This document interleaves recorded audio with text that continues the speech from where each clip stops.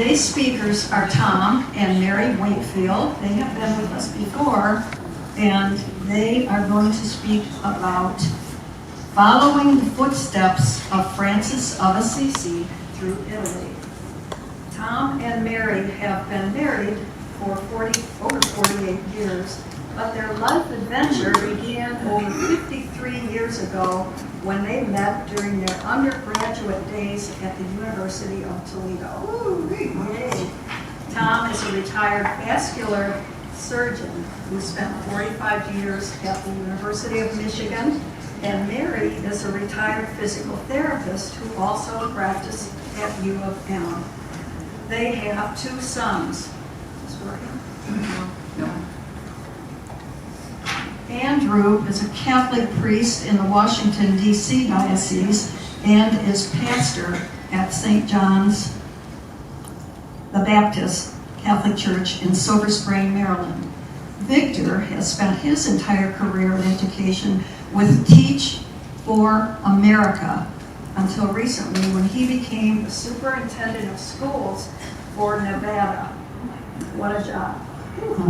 He and his wife Rachel, also an educator, have 2 children, their grandchildren, and they still live in Ann Arbor, Michigan. But Mary and Tom have had great opportunities to travel. Mary had the chance to follow a portion of the St. James Way to Santiago de Compostela with Vince and Melissa Walsh. With Tom's work, the family has gotten to visit various places in Europe, Canada, Hawaii, and multiple parts of the USA. Being citizens of the world, as you are, travel has also made it possible to help build a dormitory and water source for a girls' school in Kakamega, Kenya. The pilgrimage they intend to share following the footsteps of Francis of Assisi through Italy. Take it away. Thank you, Lois.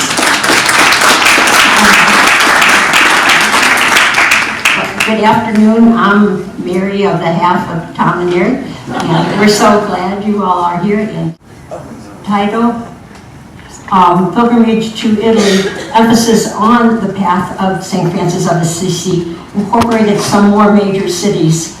Here is our tour group. Here is Father Andrew, our son.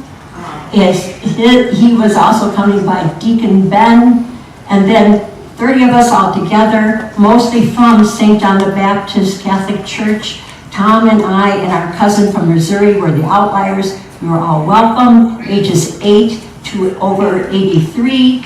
A walker, a couple of cane users. We all bonded and were successful in the roads and streets of Italy. So what's a pilgrimage? Well, it's a sacred journey with the purpose of honoring God and encountering Jesus in a deeper, more personal way. It was a physical adventure, a vacation, but with a spiritual grace grounded in holy spaces. A Jubilee year, which has been something that started in the Christian faith out of the Jewish faith. We see it documented in the Old Testament that every 50 years, it would be a year, a year of land restoration, debt forgiveness, slaves being let free, and a way to cleanse your soul. The Christian faith took that on as a jubilee every 25 years, and then Pope Francis, who died during the Jubilee year, it was the year of hope. And looking up things about the year 1300 was the very first Catholic Jubilee celebration, and a pope named Boniface started that. So our trip started in the Washington, D.C. area out of Dulles Airport. The day after Easter, we flew out, and also Pope Francis died. The flight was about 10 hours, and it was a smooth flight except for a small portion where in the Catholic faith, if you say a rosary, it was worth a decade of beads. The turbulence was like that. And as you all know, when you're on a flight, you entertain yourself. And as mentioned, we have 2 grandchildren, so I decided to make them a gorgeous piece of art and compare that to what we saw later in our travels this would never be sold on the market. So our trip, here's the boot of Italy. We had started up in Venice, and then we went to Padua, to Florence, and then from Florence, as you can see on this more detailed map, we were able to cover some of the actual St. Francis of Assisi trail. And just a segue backward, a shout out to Vince and Melissa and the Walsh family. My first experience with pilgrimages was walking part of the Santiago de Compostela. This was a bus ride with, like I said, 30 of us in different mobile capacities. So our towns were where we walked. So Laverna, and then Siena, Perugia, Assisi, then Siena, Riccio, and then end in Rome. So if you can picture Italy, that's the territory we were in. Vatican City, and then just 90 miles from that area is where Tom's grandparents came from, Pradola, Pregenia, and so that was neat to be that close. We'll have to go back. Venice, maybe some of you have been there, fantastic historical city. We visited St. Mark's Square, the Basilica, the Bridge of Sighs, the prison, the palace, and other highlights of that fantastic city. Every day on the pilgrimage, we start with breakfast together. That was part of the deal with Canterbury. And we'd say a morning prayer for the journey that we would be going on that day. So here we are in Venice. Canterbury established fantastic tour guides. And as you can see, the city of St. Mark would be our banner. It's a UNESCO World City, and here is the landscape as you approach the Doge's Palace and St. Mark's Square.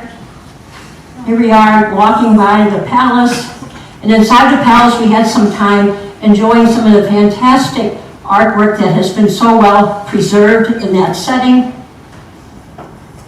Of course, the palace attached to the jail way back when, the Bridge of Sighs, Lord Byron gave it that name. Here's one of the prisoners going to jail. The jail. But before she went to jail, she got to go visit St. Mark's Basilica. This fantastic, beautiful church. It's supposedly the third church on the grounds, and we were able to tour inside. But what's the difference between a cathedral and a basilica? Well, a cathedral is a principal church of a diocese. It functions as a meaningful space to celebrate the various things in the faith. Basilica is a title honored by a pope for a church's significant spiritual, historical, architectural importance. So a church could be a cathedral and a basilica, but it's only a basilica if designated by a pope. So here we are inside St. Mark's, and it's quite a length, but as you approach it, under up these steps, the St. Mark is buried there. And then below that was the church, a crypt church from the 300s, because the big church we saw was built on those grounds. Our son, Andrew, got to celebrate Mass every day, and his very first Mass in Venice was in the crypt church under where St. Mark is buried. And remember, this is holy ground, we're on a spiritual journey. It was one of those moments where, it took our breath away. Of course, you balance that with the fun and the beauty of a city, with fine food, adventure, and here's two brave gondola travelers enjoying the beauty of Venice and making those purchases that are very important to take back home. Our next stop was Padua. The morning before, like I said, we eat breakfast together, we say a prayer, and we travel on. So we, whoops, did I go too fast, huh? No. We were on our way to Florence, and we stopped in Padua and routed, this is where a saint called St. Anthony is well known, the Portuguese man who was first an Augustinian. He discovered what St. Francis of Assisi was preaching. He joined the Franciscans, and he came to Italy. And preacher and patron saint of lost articles. That's something very important to remember on this trip. We celebrated Mass at the Basilica built in his honor. And here is the Basilica grounds of St. Anthony of Padua. He actually died a few miles outside of the town, and eventually this structure was added to a church that was there, and this is in his honor. Whoops, sorry, what did I do? Tom, I pushed the wrong thing. Oops, okay, thank you. I did that. So a pilgrimage, we were a group of 30. We met other groups, we met single people. And one of the very most touching experiences was meeting this group of women from Ukraine. As we all know, what Ukraine has been going through for a few years, this was an amazing experience. We looked at each other, we gave hugs, we gave tears. It was unforgettable to be in a holy space, sharing a moment. And their joy in just connecting, it was just food for the soul. So in the Basilica there are chapels. Again, Mass is said by our son, Father Andrew, accompanied by Deacon Ben. And then, like I said, solo pilgrims, following pilgrimages. Well, this was a priest from the state of Texas who asked if he could celebrate the Mass with our son. And we said that would be fine. And so here we are in a church service in Padua with another stranger, a pilgrim. You know, you do these things, you're no longer a stranger. And here is the Basilica itself, a lot of ornate pieces. I mean, before people could read and write, and there was the printing press and things, the beauty of building. I'm amazed at thinking that the people who built these things didn't even live to get to see them completed sometimes. In this particular basilica, there were beautiful statues by Donatello. The tomb of St. Anthony is there. And there's something called incorruptible limbs. So they're actually body parts that don't decay. And this was the tongue and the voice box of St. Anthony. So incorruptible, it's a miracle, supernatural preservation of a holy person's part of their body, which doesn't happen with normal decay. And it's considered a relic, and relics have three classes. There could be a relic that remains for Christian means in particular. This is more the Catholic faith. The mortal remains of those who have been recognized as martyrs and saints. A first-class relic would be something that would body remains actually of the Passion of Christ. A second-class relic would be a possession of a saint or holy person. A third-class relic, any item that had been touched by a first or second-class relic. This is the Basilica in the St. Anthony Church. I'd like you to just take a moment and just see what you see and remember that, because a little bit will be in Florence. And now Tom will share some of our Florence experience. Thank you. So we're tag teaming this morning or this afternoon. I just want to start by saying I'm Tom Wakefield, and the Walshes and us have been friends for years and years and years. And Vince and I both went to St. John's and UT.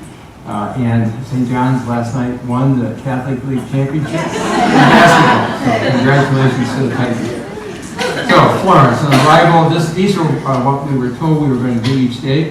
In Florence, we're going to tour the magnificent Franciscan Church of the Holy Cross, or Santa Croce, with this beautiful facade. We're going to walk through a number of plazas. We're going to see the Ponte Vecchio Bridge, continue through the square, see the Cathedral of Florence and its dome, and the baptistry of St. John. So here we start. Here's a beautiful picture of Florence from the Piazza Michelangelo. And here you see the Florence Cathedral. And this is actually City Hall of Florence. Here's the Arno River.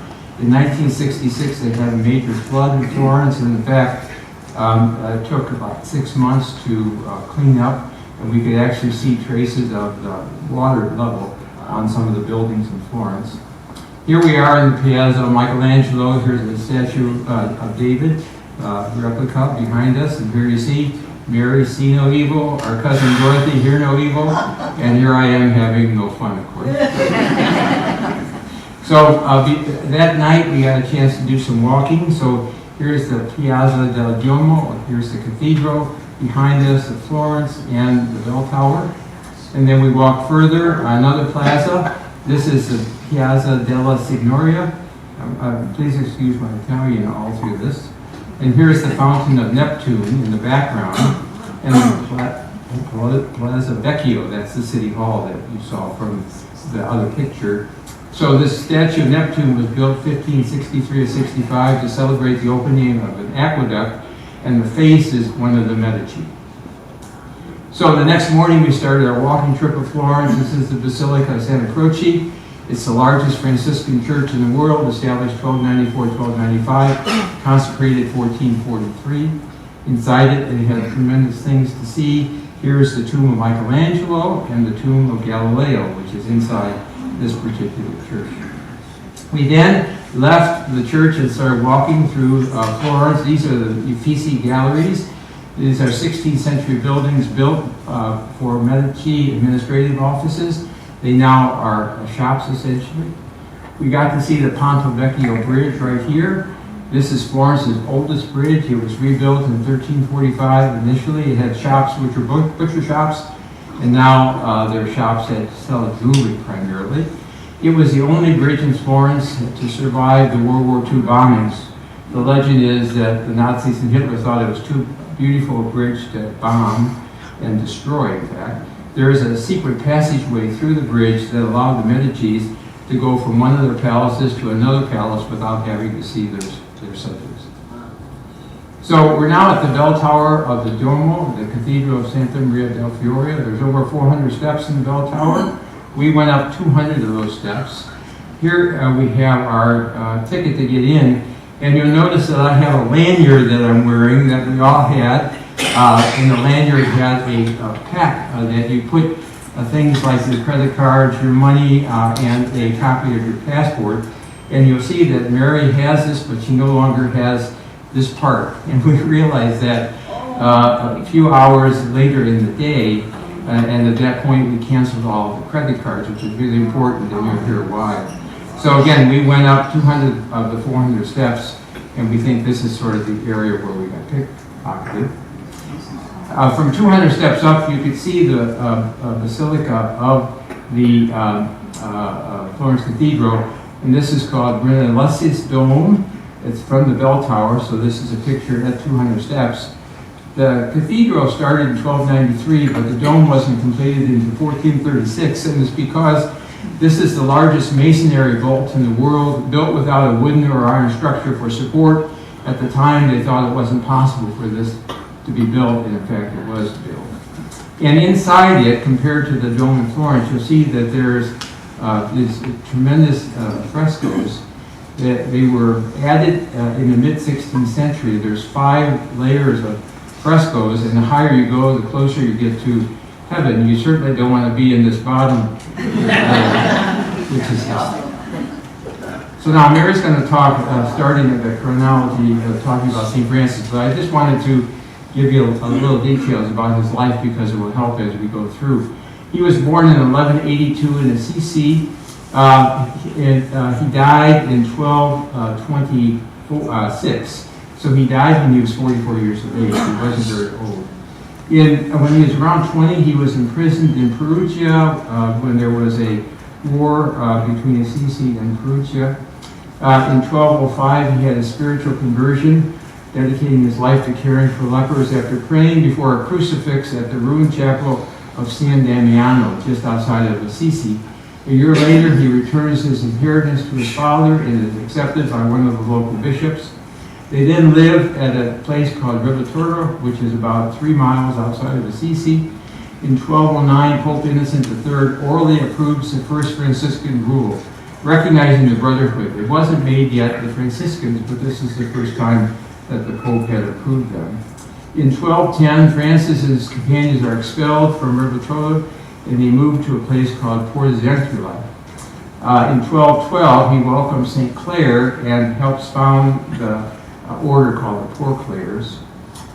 In 1217, Francis meets Cardinal Ugolino in Florence, and this is important because this cardinal, who liked Francis, actually proclaims him a saint when he becomes Pope Gregory in 1228. In 1219, Francis goes to preach the gospel in Egypt in front of the Sultan during the 5th Crusade, and Mary will talk about that. In 1220, he steps back from his position as Minister General of the Order. Others become Minister General, but despite that, Francis really still controls the order. In 1223, there's definite approval of the order by Pope Honorius III. So this is when the Franciscans actually became established. In 1223, he celebrates the first Christmas creche. We'll talk about that. In 1224, he receives the stigmata of Christ, meaning he gets the wounds of Christ on his body. He has them until he dies in 1226 at the age of 44. He's proclaimed a saint by Pope Gregory in 1228, and his body is transferred to the burial site at the cathedral in Asissi in 1230. And so Mary's now going to talk about Laverna. Thank you, Tom. So on our travels, Perugia became our core for our next few days. Perugia happens to be the place where Baci chocolate comes from, very good chocolate. And Nell's morning breakfast, there'd be a fountain of chocolate to enjoy. And we ate breakfast together before we said our prayers, before we'd go to church later. So that was a great way to start the day. One of the best known of the Franciscan shrines is in Laverna. It's a place where in 1224, St. Francis of Assisi received the stigmata Tom mentioned. And on the floor of this particular chapel, they have a beautiful little display, stone marking of that event.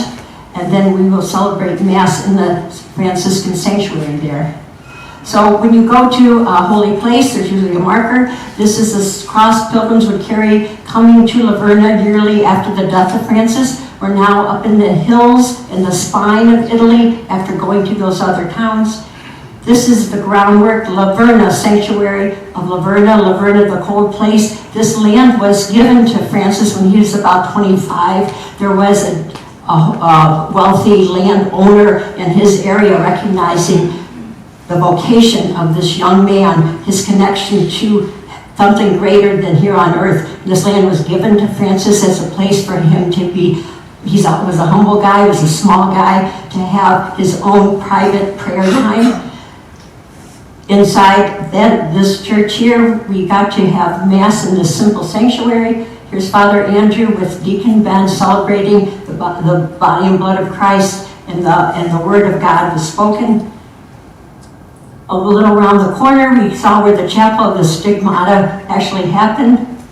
They have a marker here, the exact spot where Francis received the wounds of Christ, the hands, the feet, the side.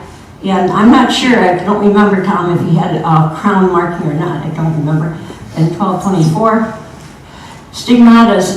Christianity refers to the miraculous appearance of bodily wounds. As you can see, scars or pains on a person's body. Not all the markings, so there have been about 300 documented in Catholic faith of stigmatas received. Not all are visible. These marks signify a deep spiritual connection to Christ's suffering, and St. Francis is one that's well documented, which happened in 1224. Inside the sanctuary area were some of the story paintings of Francis's life. And the bottom one here we see where Tom mentioned he traveled to Rome to talk to Pope Francis about the first Franciscan bull. That was in 1209. During the Fifth Crusades, you have to remember that crusades were going on for over 100 years. And during the time of the Fifth Crusade, Francis met the Sultan in Egypt, trying to get a dialogue going, sharing the faith. And he made it through fighting. He made it back out of fighting. And there was a mutual respect for these two gentlemen. Different faiths, different parts of the world. Unfortunately, it didn't last. And some Franciscans were murdered, or they died for their faith, and they tried to go back to Egypt to do that. And then we mentioned the stigmata. Here's a painting of what was believed to have happened to Francis in 1224.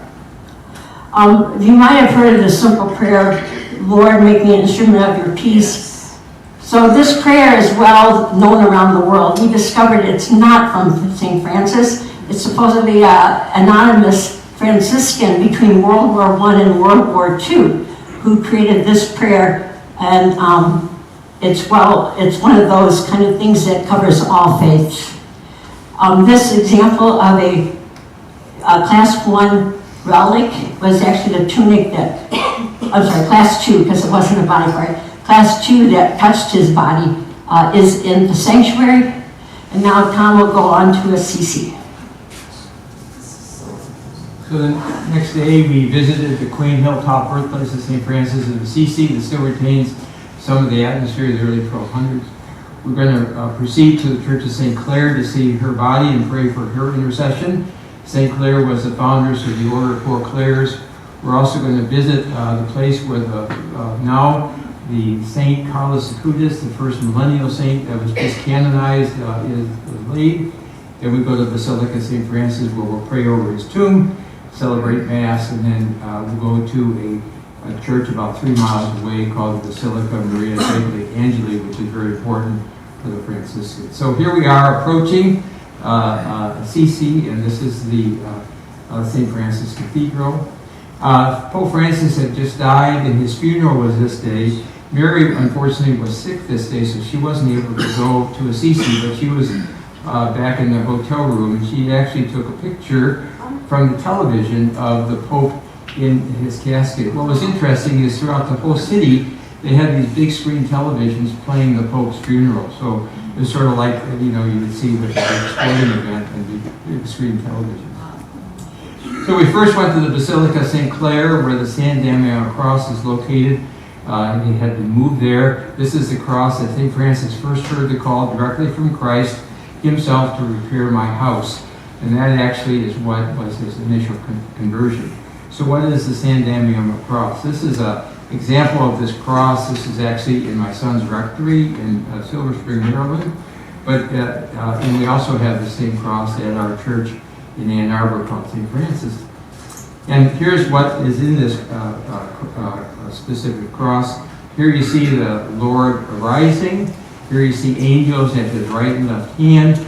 To the right of his body is Mary, his mother, St. John the Beloved, and the Roman soldier with the lance that lanced his side. On this side is St. Mary Magdalene, Mary the mother of James, and the centurion who gave the Lord the hyssop on a sponge to the suck on. The rooster is down here related to Peter's denouncing the Lord 3 times, and then patron saints of the region of Umbria. This cross originated around 1100, and Francis would prayed in front of it in San Damiano, and that's where he first got the call. So we went back. This is in the chapel of the Church of St. Clare, and this is the incorruptible body of St. Clare right here. She was 1194 to 1253. She grew up with St. Francis. In fact, was one of his first followers before leading her own order. And there are a number of miracles associated with St. Clare, but the one I wanted to mention is that in 1240, when the place that she was living was being invaded by marauders, she supposedly, by tradition, took a consecrated host and held it up, and there was a great light that shone from the host, and it basically blinded the marauders, and they all then retreated. So that was one of the miracles ascribed to St. Clare.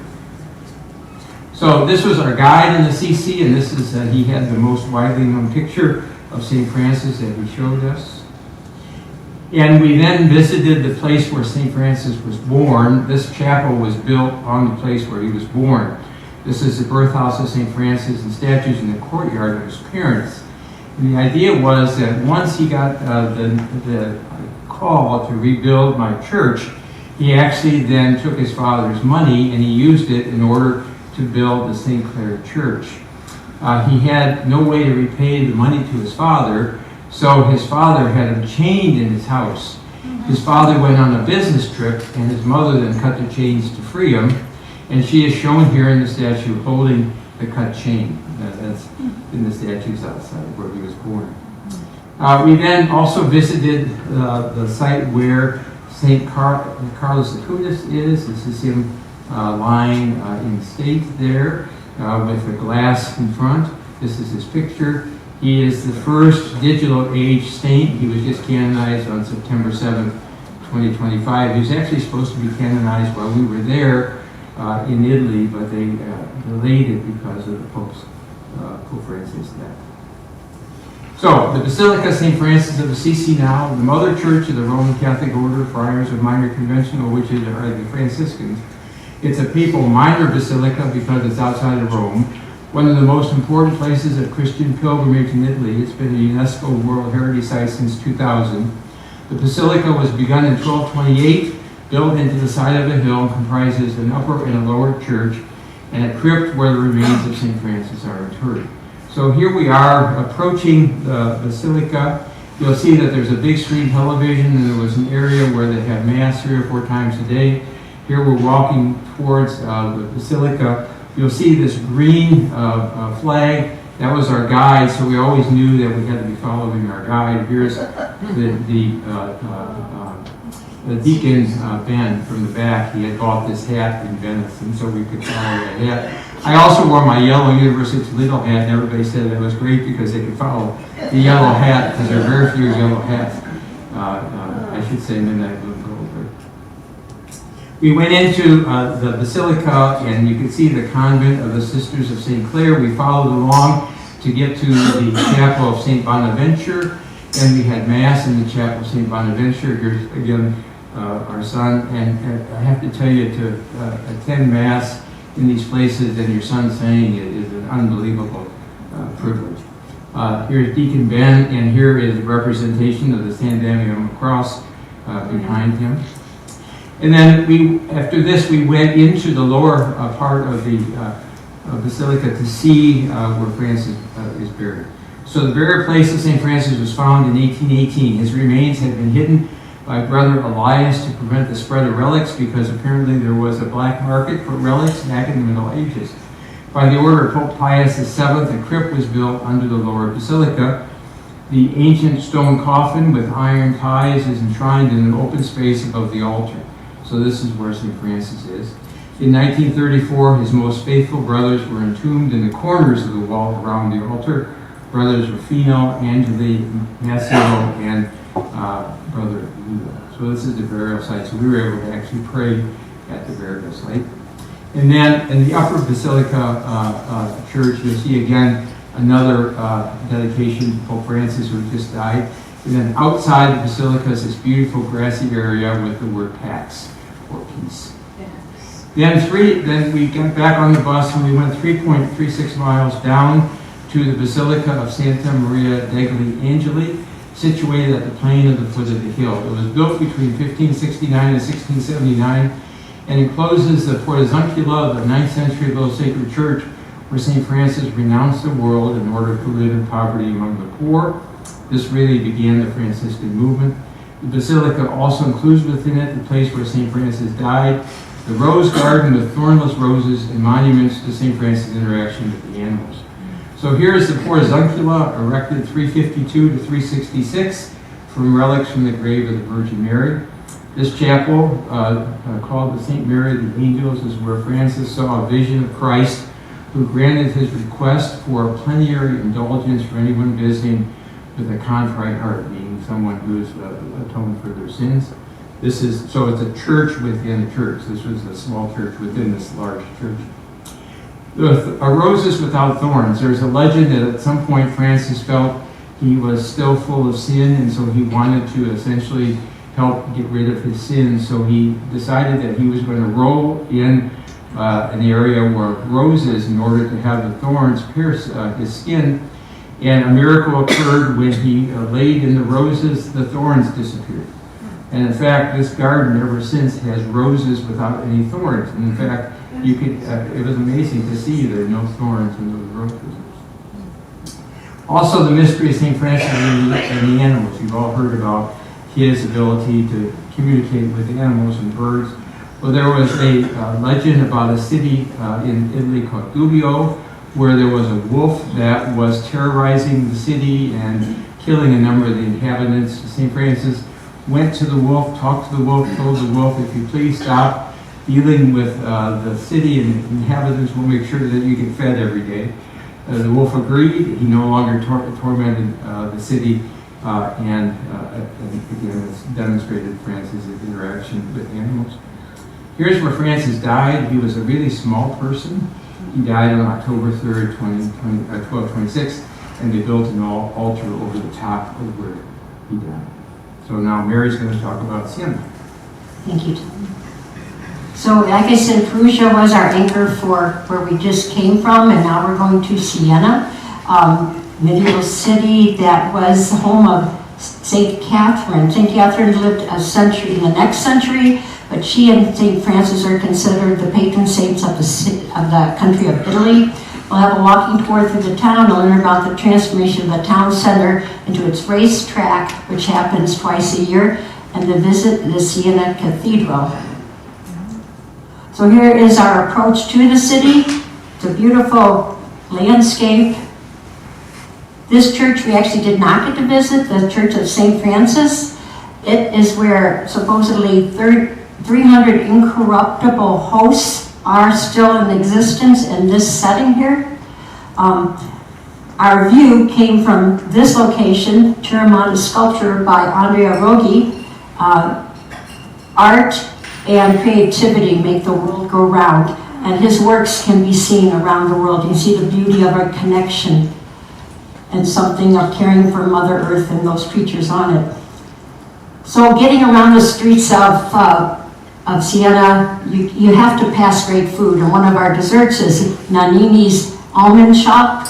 Fantastic goods, wonderful treats. Unfortunately, you can't order them overseas, so you pack your bag and bring them with you. But I did try to order some on the website, and they don't do across the ocean.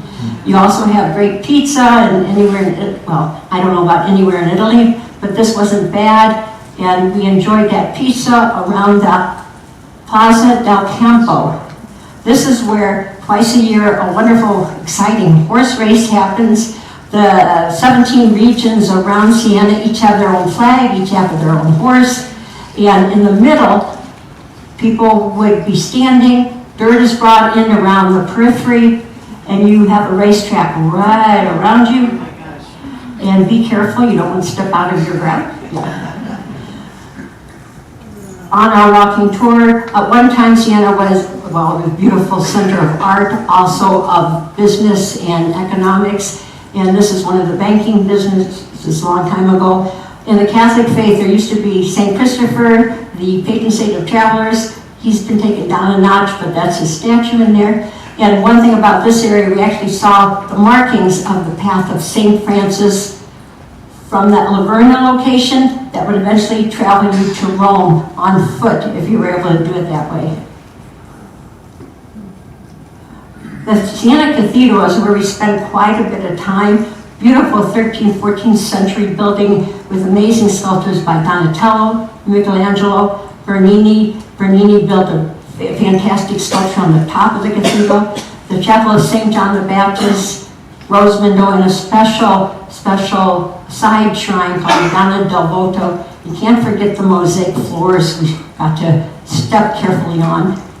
But here is the Siena Cathedral from one side, the main side, and then the back side.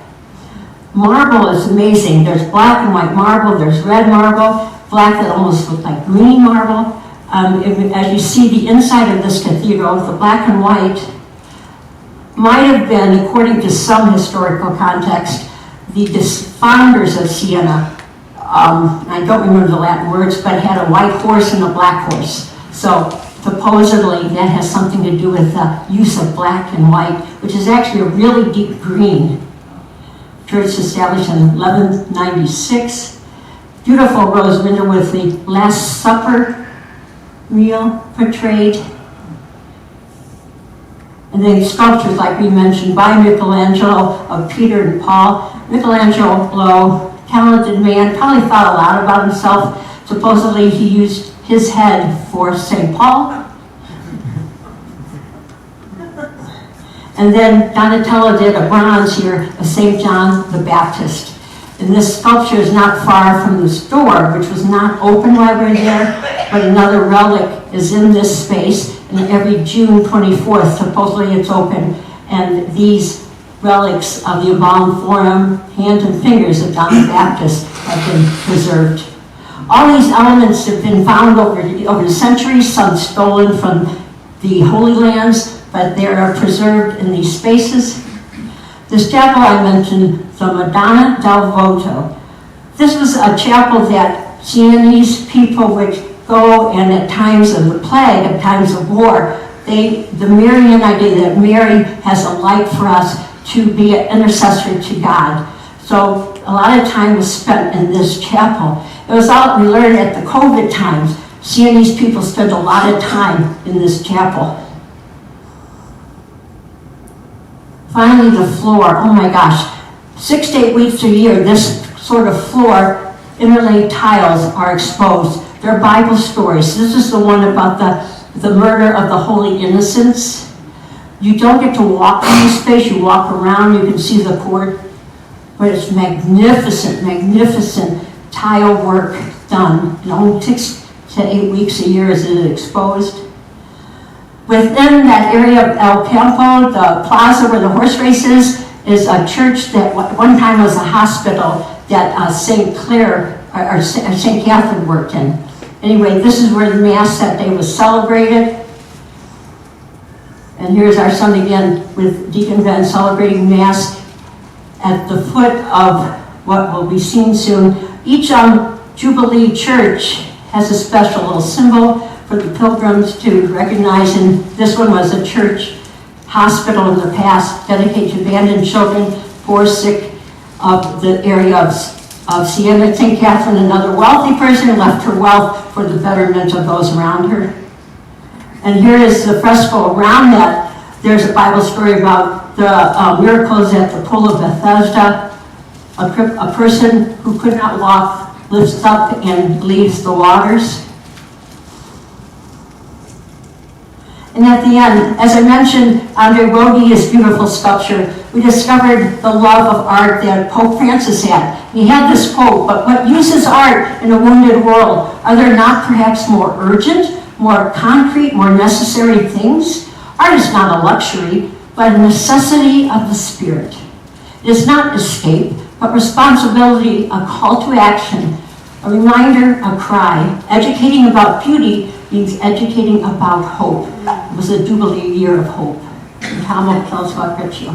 Okay, the next day we went to Busta Greccio, set in a beautiful mountaintop, famous for its cool summer climate and mineral springs. However, it's even more renowned for its connections with St. Francis as the birthplace of the Christmas crush. On Christmas night, 1223, St. Francis led shepherds to the top of a nearby hill where they gathered together in a stable, sheltering an ox and a donkey. According to legend, baby Jesus miraculously appeared in the manger. And on this spot, the Franciscan convent of Greccio was built, and the chapel, the crib, was erected in 1228, the year St. Francis was canonized. So here we are approaching this ancient city of Greccio. You can see the cross at the top. This is where we're going. And here is that beautiful church that was built on the place where the first Christmas crush was. This was the beautiful door to get in. And the inside was magnificent. Here's Father Andrew and Deacon Ben saying Mass. We remember this particular sermon this day from Deacon Ben. It was about being bold in your faith, and it was related to a reading from Acts of the Apostles. And this was a particularly blessed day for me because I got to do the reading that day. The only time during the pilgrimage that I was able to do that. Here's Mary and I in front of the altar in this church. So in the back of the church, they have a representation of the first Christmas crush here, and they also have other things such as the Bible story, the slaughter of the innocents. And just to say that this continues today, I was in San Diego over the Christmas time, and you'll see a Christmas crush inside a church and one that was outside a house. We then got a chance to actually visit the inside of Greccio, and this is where St. Francis would sleep. You can see he was a really tiny guy. This cellar of our father, St. Francis, up here, so I don't know if they kept things like wine and other provisions here. This is where St. Francis and St. Bonaventure would pray. This is supposedly the most accurate representation of St. Francis in his later years. When we finished that, we got a chance to look at the countryside. This is Greccio countryside, overlooking the Rieti Valley, or the Sacred Valley. And at time of lunch, there was this wonderful little ceremony where the proprietor at the place we had lunch and one of our pilgrims had a wedding. So they got married. It was a fun little event. So. All right, we have 2 places left to go. And the first one is Rome. So we've left the countryside, now we're in another big city. We visited major basilicas. First one, Church of St. Mary Major. Pilgrims can view what is said to be the wood from the nativity, actual nativity in Bethlehem. We'll opportunity to climb the Lateran steps in the Archbasilica of St. John Lateran, which is the mother of all Catholic churches in the world, and Cathedral of the Diocese of Rome. St. Francis persuaded Pope Innocent III at that location to give permission to start the Franciscan order. We'll then visit Basilica of St. Paul outside the walls, and then burial site of St. Paul. Opportunity to walk through holy doors. So walking around Rome a little bit before all that, we discovered the church where St. Catherine of Siena was actually buried. She was buried in Rome. And here we are in front of the Pantheon, originally pagan, a place of worshiping that eventually became a Christian church, the only biggest global structure in one piece in the world. Mary got her, so the big thing for Mary, the returning of her goods. So I lost it in Florence, I regained all my materials in Rome. Miracles happened. My 2 credit cards, my copy of my passport, phone numbers. Yes, I was very blessed that happened. Yeah, even with the little case. Yeah. So that was very fortunate. And here we are at the Basilica of St. Mary Major. This old church originally got built in the hills because a pope had a dream. He had a dream that he was supposed to build a church on a place where snowfall happened in the summer in Rome. He was a successor of Peter, and this was about the year 359. The midsummer snowfall delineated the perimeter of this church. And it's the basilica is where Pope Francis is buried. So our travels, Tom was in Assisi when the funeral was. A few days later, we made it to Rome, and Pope was buried, and we got to visit that site. You go through a holy door. So a Jubilee year, these basilicas have one door that stays closed until a Jubilee year. This normally sealed door, the 4 major basilicas in Rome, we got to go through each one, opened by the Pope during the Jubilee year to symbolize passage from sin to grace, an encounter with Christ, allowing pilgrims to gain indulgences. Indulgences, shorten your time in purgatory, years of grace, those sort of faith-filled beliefs. So here is my cousin going through the first holy door that we got to visit, and each one has something about the passion of Christ. You can see one of the wounds of Christ here and here. Here we are with some of the frescoes over where Pope Francis is actually buried. So that the decades, the centuries of art have been preserved, and this is in this space, along with this Pauline chapel where Pope Francis would go to pray. He'd leave the Vatican City, he would come to this church, he'd say his prayers there, pray for safe travels, and supposedly this painting was painted by St. Luke, one of the gospel writers in the Christian faith. More relics and more relics. Well, the big one here was the Holy Crib from Bethlehem that the baby Jesus was supposedly birthed in and laid in.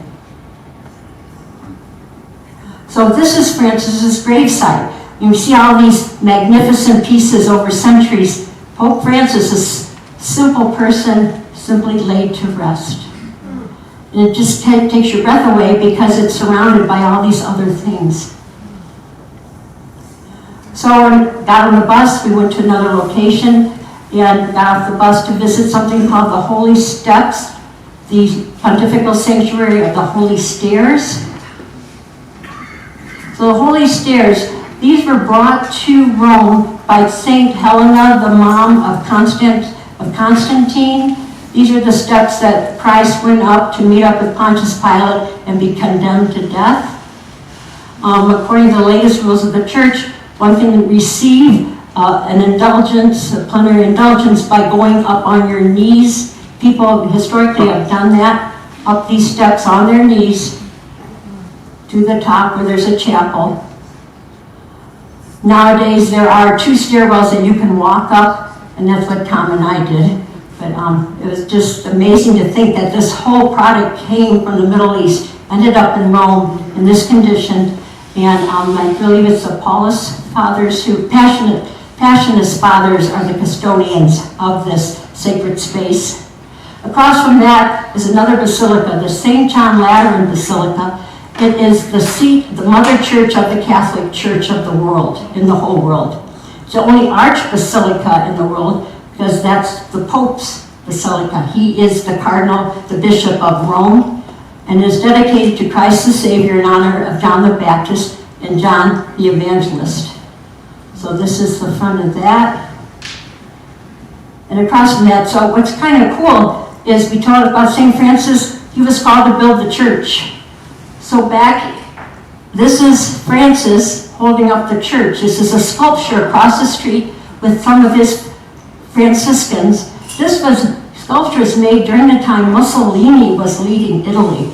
So to think about the dynamics of what's going on, faith has carried on many centuries, even through a period like that. And here entering the Holy Door, here's Tom entering the Holy Door at St. John Lateran. Again, the detail of the Passion. So inside this church, there's a high altar with a relic of the original wood that supposedly St. Peter said Mass from, and a ciborium, a cup that would have held bread.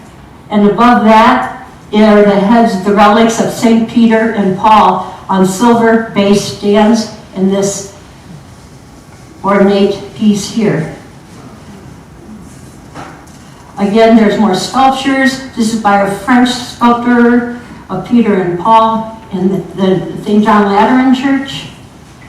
And part of the Last Supper table is also in this church. And this piece of wood is right there behind this bas-relief in gold of the Last Supper in this church.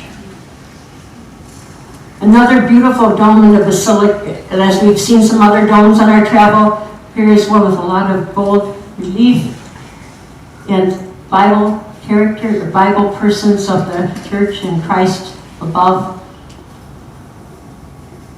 And then finally, outside of Vatican City, you visit St. Paul outside the walls. Founded by Constantine in 306 to 337, it was built, but that one burned down, and the current one, church on that ground, was constructed in 1823 after a fire. So here's St. Paul outside the walls. Here's our son Andrew in front of it. And this beautiful Roman-style church has Christ at the top, Peter and Paul, and then the gospel writers, Matthew, Mark, Luke, and John here. So there's so many stories, and it was so wonderful to see all of this faithful stories out on our travels. Here we go. There's Andrew and myself going through the holy doors at St. Paul outside the walls. And here is inside this basilica built in the Roman style, as I had mentioned. A lot of gold, a big cavernous space. And then what's special here, along the ceiling top or the wall top are medallions of each of the popes from Peter to now Leo, okay? So each of these medallions, there's Francis, and a space for Leo would be, after we were gone, become the next pope. And that's where that space would be. There's about approximately 15,000 tiles made of enamels and gold in each of these medallions. I mean, the artistry and the detail is amazing. 137 centimeters in diameter, and based on oil paintings, these medallions out of that material are up there. And then in this basilica is the tomb of St. Paul. And so you go down steps, you get to view the space and where his tomb is. And you also see the change that he was changed. He was imprisoned. He was a saint who was killed, and those chains are there. And then outside on the grounds, Pope Francis was known to be a pope of the people. He would visit the prisons, and here is it was a beautiful, simple bas-relief of hands reaching out, Pope Francis visiting the jailers. Okay, and Tom ends up here at the Vatican. And so the final is going to be Vatican City. So it's 3 o'clock, so if anybody needs to leave, please feel free to leave. But I would like to finish up our tour because Vatican City was really special to us. Here is our guide, Vicencio, and we're getting on the bus here. So we're going to have a tour of St. Peter's Basilica, opportunity to pass through this holy door. Unfortunately, the Sistine Chapel was closed because of the upcoming conclave, because Pope had died. So we got to go back to see the Sistine Chapel someday. Then we're going to have Mass and visit the Vatican Museum. So this is not from our trip, this is from Wikipedia, but I wanted to give you a sense of, this is St. Peter's Square, this is St. Peter's, and there is this way that you have to process into St. Peter's. So we walk through this whole long pathway. St. Peter's is the largest church in the world, a great example of Italian Renaissance architecture. While it's not the cathedral of the Diocese of Rome, St. John Lateran it is regarded as one of the holiest of the Catholic shrines. And in front of it is this Vatican obelisk, 40 meters tall, made of Egyptian red granite, weighing approximately 330 tons, brought to Rome in 37 AD by Caligula.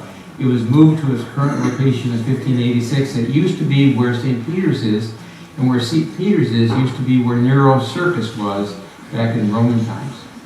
So here's Father Andrew with the cross. We each got a chance to carry the cross a little bit on the procession. Here's Andrew carrying it. I just show you that we're sort of walking in here, and we're walking in. Very, very special. So before we walked in, we got to see the place where Pope Francis would address all the masses in St. Peter's Square. And here we are going through the holy door of St. Peter's. Now, as soon as you get in to St. Peter's and you turn right, you see the Lapidella by Michelangelo. This was sculptured when he was 24 years of age. It depicts the moment when Jesus was taken down from the cross and given to Mary. It's the only artwork signed by Michelangelo. His signature is across the sash on Mary's body. It's under glass right now to prevent vandalism because it was vandalized a few years ago. So this is the main altar from the front of St. Peter's. It's a remarkable building. Here's the altar. Here is the dome of St. Peter's Basilica. And of interest, it had all these clear plastic chairs that people would sit in. And we were watching January 1st, the Day of Holy Day of Obligation, the Solemnity of Mary, Mother of God. And we saw the clergy, and you can see these plastic chairs in the back where some of the clergy are sitting. St. Peter is buried below the altar of the confession, is called. So he's buried down below. And here you see when St. Peter's is full, what it looks like. We actually saw the main altar of St. Peter's Basilica from the back, and there was actually celebrating Mass at the time that we were visiting. There are remarkable side chapels in this basilica, and there is this incredible art and sculptures all throughout the St. Peter's Basilica. So after visiting St. Peter's, we walked outside, and here you see one of the old Roman walls. Of course, I'm wearing Pope Francis underneath my vest there. And we walked to a church which was built in the 20th century called the Chiesa di Santa Maria del Rosio. And a beautiful church, beautiful columns, stained glass windows depicting each of the 3 original mysteries of the Rosary up here, joyful, sorrowful, and glorious mysteries. Here's Mass with Father Andrew and Deacon Ben, this beautiful tripartite egg tempera altar behind them. And then remarkable, magnificent side altars. Here's one dedicated to the Virgin Mary and one dedicated to the Crucifixion. So after we left Mass and we started walking to get lunch, and here is a little video showing how you can drink water from the fountains along the street. So watch this. So you can stick your finger in the end and the water comes out the top and then you can get it. And we had this wonderful lunch in Vatican City. And then at this point, we walked to the Vatican Museum. The first thing we saw before we actually walked in is the actual chimney where the smoke comes out when a new pope is declared. You know, you're looking for the smoke coming out. So the Vatican Museum has sculptures, frescoes, tapestries, paintings, church pieces. It's remarkable just how much material they have accumulated over the centuries. It's incredible. Here's just a few examples. Here's the burial site of St. Helena, the person who brought the Lateran steps, or the holy steps. The robes of St. Peter, St. Paul. This is as close as we got to the Sistine Chapel. Here are the Sistine Chapel doors, which are closed. We were able to see this picture, though, of all the Sistine Chapel, and I have a slide in just a second to show you that more up close. This is a painting of St. Peter's release from prison by angels. Supposedly, St. Peter was released from where he was being held, and the guards remained asleep because the angel made sure that they wouldn't wake up. This is one of the most famous paintings in the Vatican. It's called The School of Athens by Raphael.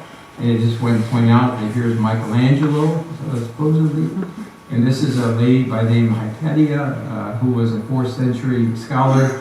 And she's actually the only person in this painting who's actually looking at the audience. There's also remarkable tapestries. This is the tapestry of the Gallery of Tapestries, created by followers of Raphael, commissioned by Pope Clement VII.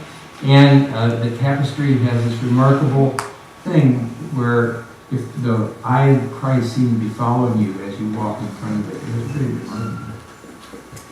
And then I wanted to say something about the Swiss Guards, because we saw some of them.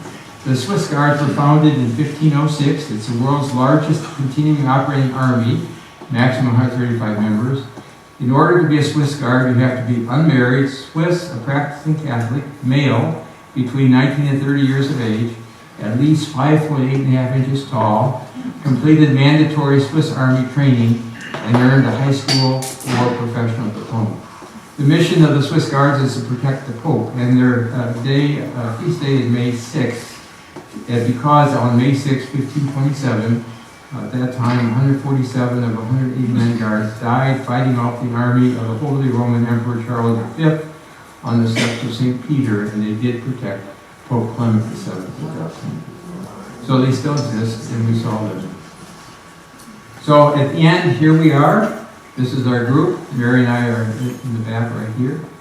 And just to show you what it looks like when it's full, this is a picture from Columbia Magazine at the time that Pope Leo first met the faithful.